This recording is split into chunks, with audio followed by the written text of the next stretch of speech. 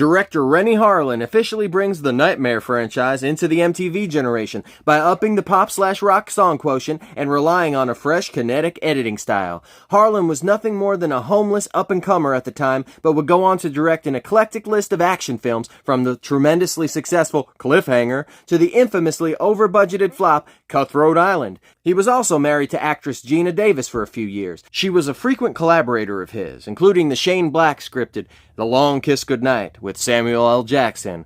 This film picks up where the third installment, Dream Warriors, leaves off, with the three of the original characters returning. Actor-wise, they were able to get everybody back except for Patricia Arquette, who declined the producer's offer to return.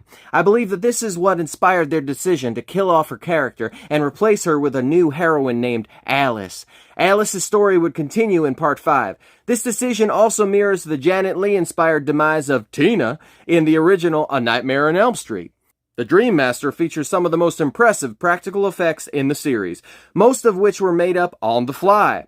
There is a particularly memorable Roach Motel sequence that was handled by weirdo effects genius Screaming Mad George. I have to say, there is some jarring ADR in Part 4 and 5 of this series. It's either due to poor sound control on the set or a stylistic choice. I did notice that some of the scenes were obviously shot with long lenses, but I can't really be sure why so many of the actors' dialogue was replaced in post. Depending on your opinion, you will either see this effect as subpar, or amateurish, or aesthetically pleasing given the dreamlike nature of the plot of each film.